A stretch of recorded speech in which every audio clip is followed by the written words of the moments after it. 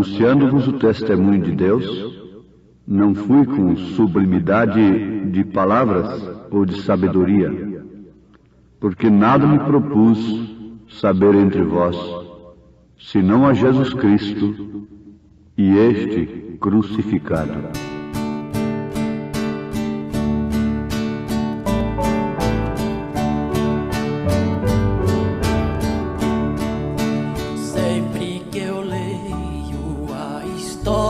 De Cristo, eu fico a pensar com grande emoção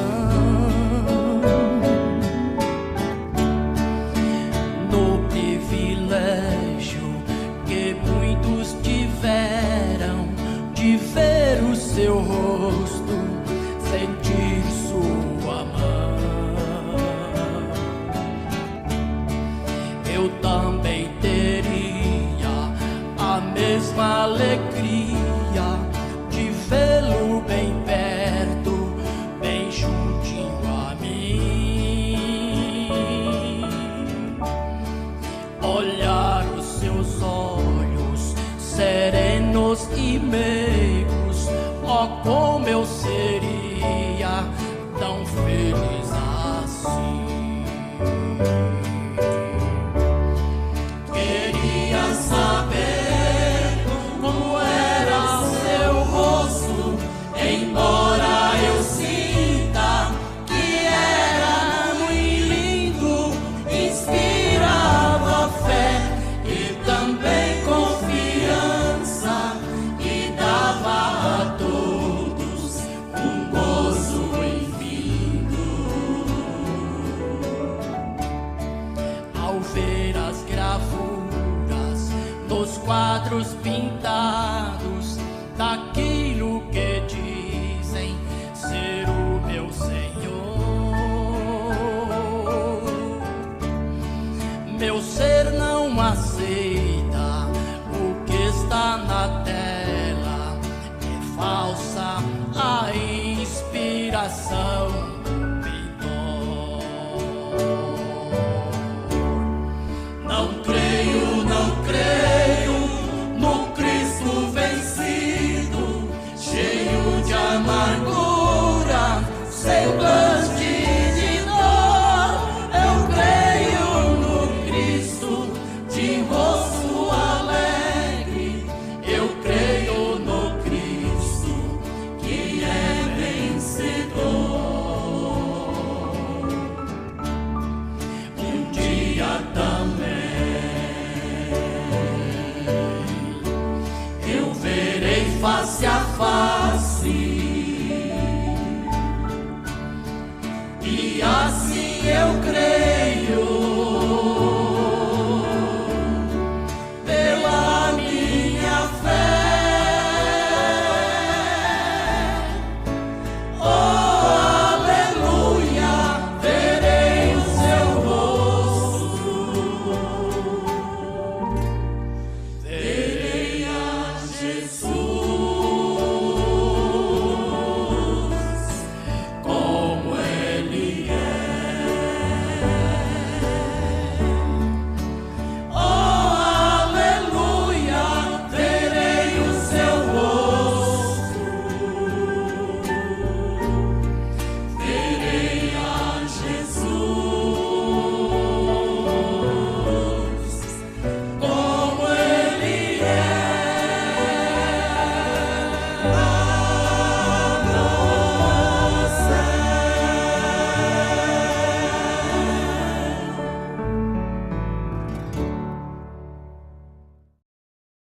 Um personagem escriturístico que a gente deve tomar como modelo é São Paulo. Sem jactância alguma, pelo Espírito Santo, ele chegou a dizer: sede meus imitadores, como eu sou de Cristo. Ele naturalmente pôde falar assim, porquanto o seu ministério não teve nenhum compromisso no mundo a não ser o Evangelho de nosso Senhor Jesus Cristo. Foi um obreiro totalmente livre, que não se embaraçou com os negócios desta vida. Ele tinha uma libertação total. Porquanto podia mesmo dizer: sede meus imitadores, como eu sou de Cristo. Isso é praticamente impossível para nós. Agora devemos lembrar que aquilo que é impossível para os homens é possível para Deus. Na sua carta aos Hebreus, capítulo 13, ele recomenda ao rebanho olhar para a fé de seu pastor e imitar a sua fé. Hebreus, capítulo 13. A fé dos quais imitai. Obedecei aos vossos pastores, a fé dos quais imitai. Amados, Paulo viveu tão piedosamente. Agora vejamos o que é viver piedosamente. Naturalmente, isso está partindo de piedade. Se ele não tivesse piedade, ele não poderia viver piedosamente. E a piedade quer dizer temor de Deus, ser como Cristo, se colocar piedosamente junto aos demais em seus sofrimentos, ajudando-os pela alma, pelo espírito, e também pelo corpo, pela matéria.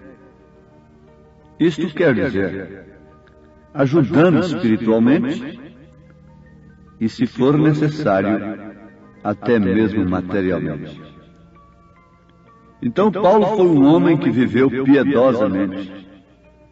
Se ele não podia dar para as pessoas, mas também ele se livrava de tomar das pessoas.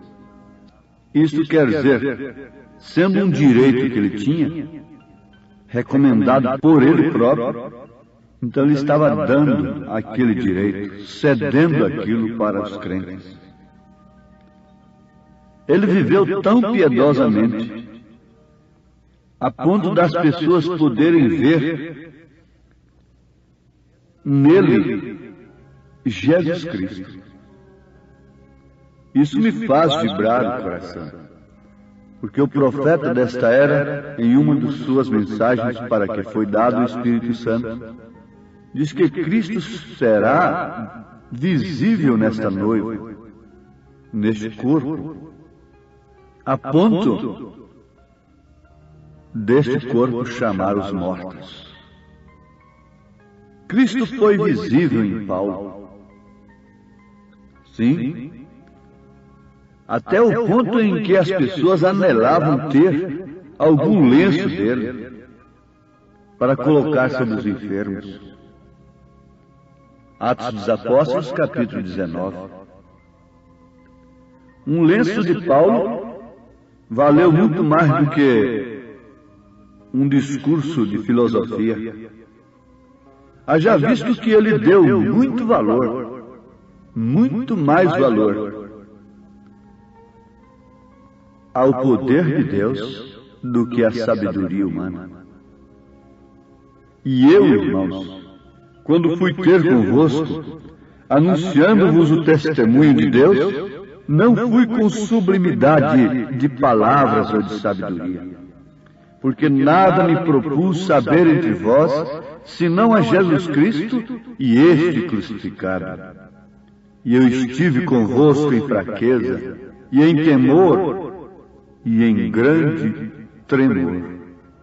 A minha palavra e a minha pregação não consistiu em palavras persuasivas de sabedoria humana, mas em demonstração de espírito e de poder, para que a vossa fé não se apoiasse em sabedoria dos homens, mas no poder de Deus. Para que a vossa fé não se apoiasse em sabedoria dos homens, mas no poder de Deus.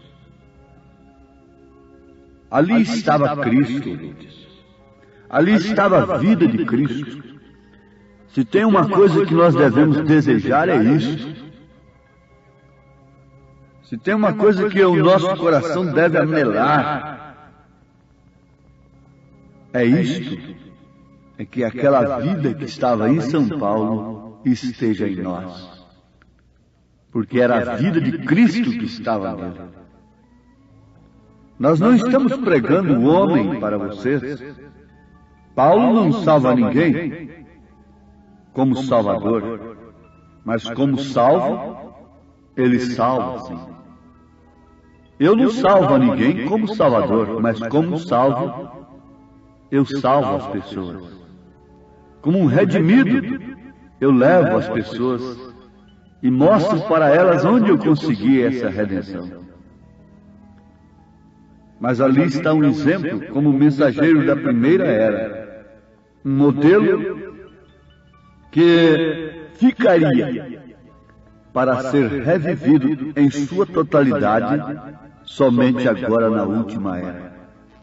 Fechando parêntese, as 7 eras da igreja com Laodiceia e Elias sendo o mensageiro para esta era. O espírito de incredulidade tem procurado introduzir nas pessoas aquilo que o poder de Deus foi para o passado. Mas isto não é verdade. Quando Paulo estava sendo usado por Deus, os incrédulos podiam dizer: bom, isto foi para Elias apenas. Isto foi para o tempo dos profetas no passado.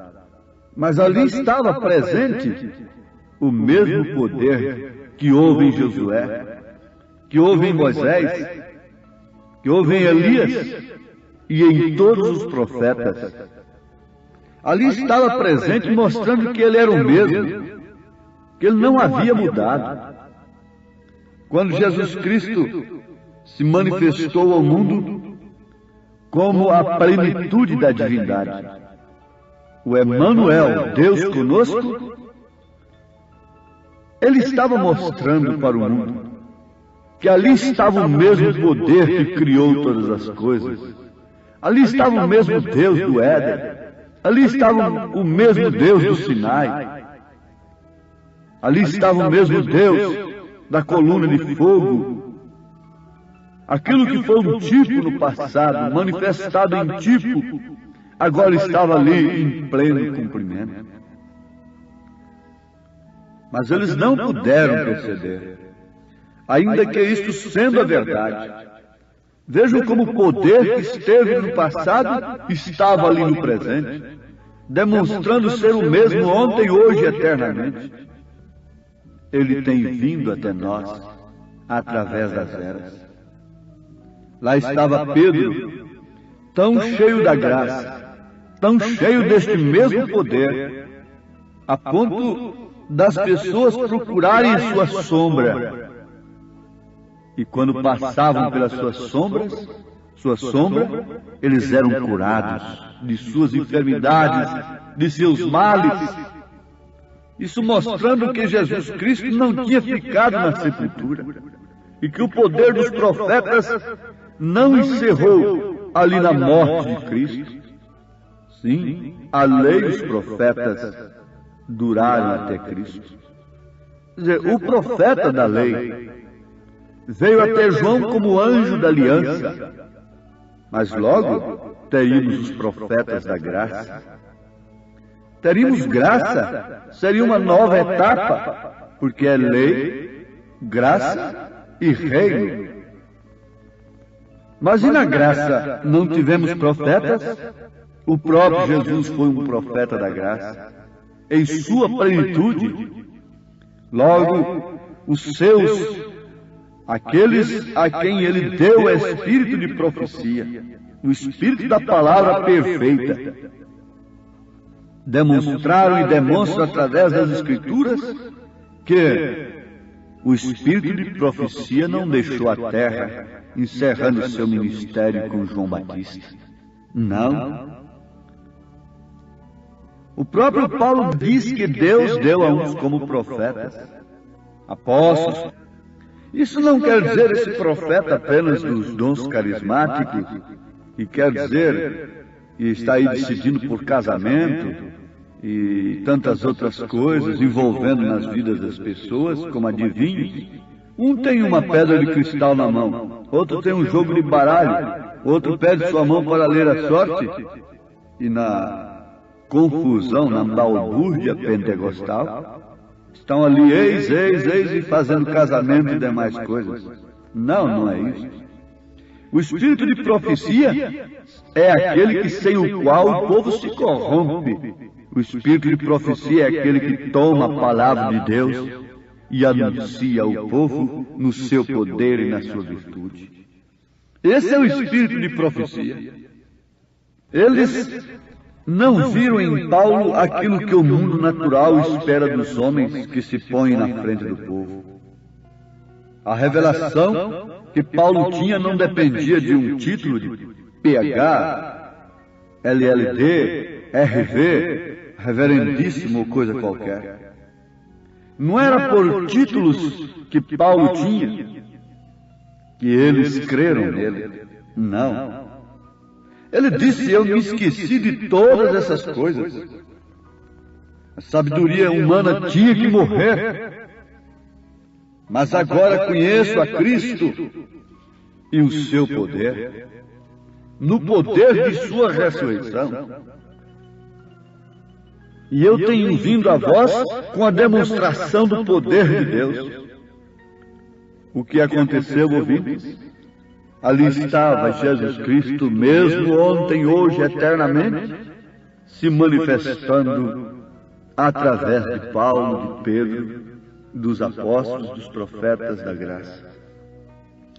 Durante as eras nós tivemos isto, homens que sustentaram esse espírito de profecia, cheios do poder. É certo que hoje nós temos o conhecimento de Lutero, que estava cheio do poder de Deus para pregar que a salvação era de graça. Mas eu não posso ficar apenas com Lutero. Não. Nem tampouco com Wesley. Eu teria que voltar, teria que estar numa medida de fé e na palavra como estava São Paulo. Para isso Deus nos enviou um mensageiro como Paulo, para mostrar para o mundo que ele é o mesmo do dia de Paulo. Como Paulo foi poderosamente usado nos sinais, prodígios e maravilhas, e no conserto da igreja, na sã doutrina, na ordem da igreja, também o mensageiro que Deus nos enviou para a sétima era veio com esta graça, com essa plenitude, com esse poder. O poder de Deus não tem mudado. O que tem mudado é o homem. Sim, o sistema solar não tem mudado. O zodíaco continua igual. A estrela da manhã sai em seu lugar no mesmo tempo cada manhã, tal como fez a primeira vez quando a terra foi criada. A estrela da tarde também toma seu lugar, e assim é com todas as demais estrelas. A ursa menor está em seu tempo exatamente onde deve estar. A estrela polar está firme e nunca se move. Aleluia! Tudo gira em redor dessa estrela, que é a estrela da manhã, porque se encontra no centro do universo, e essa estrela é Cristo. Quando você vê a estrela da manhã, ela está anunciando que Jesus Cristo é o mesmo ontem, hoje, eternamente. Ela está provando no zodíaco que há um Deus que é o mesmo, que não mudou, que não muda. Ele está ali firme e governa seu exército como um grande capitão. Somente o homem que não quer ser governado pela sua palavra, pelo mesmo Espírito que governou a igreja primitiva. Somente o homem que não quer, Mas todo zodíaco, toda a natureza está sendo governada pelo seu poder, por isso está em perfeita ordem. Mas o homem tem saído do seu plano, do plano de Deus, e tem feito como estribo a sabedoria humana. Mas Paulo diz que ela é loucura. Paulo diz que ela é loucura. A Bíblia diz que ela é loucura. Mas ali está o grande capitão, tal como Moisés ali sobre o monte, com os braços levantados enquanto Israel estava pelejando, abrindo o caminho com a espada. Ele se manteve com as mãos levantadas até que se pôs o sol. Tiveram que ajudá-lo, na verdade, levantando seus braços no alto. Mas Moisés foi um tipo de Cristo, e para assegurar que suas mãos ficassem levantadas, para que ele tivesse suas mãos levantadas, foram cravadas sobre a cruz, lá no Calvário. Mas tem uma coisa, agora tem subido sobre todos os baluartes da glória com seu vestido ensanguentado e está ante Deus, à destra de sua majestade. A batalha é para todo soldado, e cada um deve abrir seu próprio caminho, sem importar o que suceda. Abrir o seu caminho, não com um credo, não com a maneira de homens pensar, mas com a palavra de Deus. Assim abrirá o caminho para a liberdade, para a grande liberdade espiritual, para a grande liberdade da alma.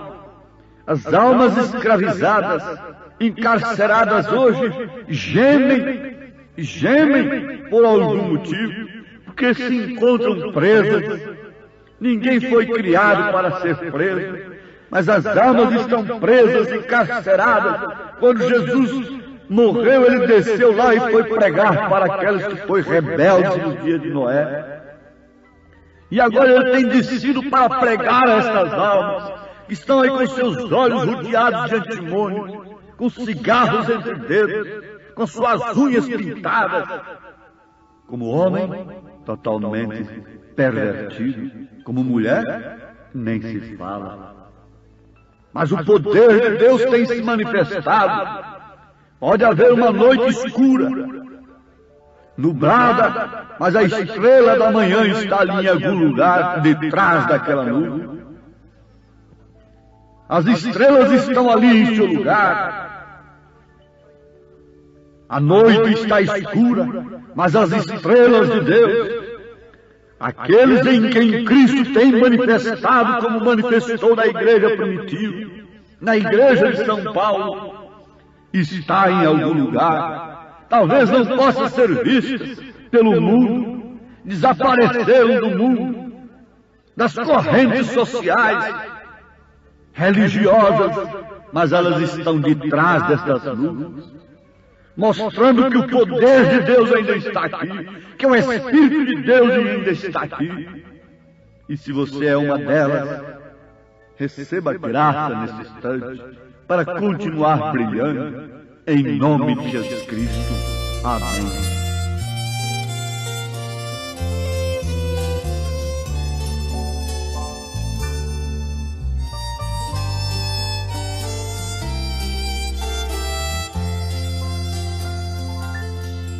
Vencido o tirano e a morte também, liberto já sou por Jesus, mas ele voltou para a glória do além, e em nós é mister ver Jesus,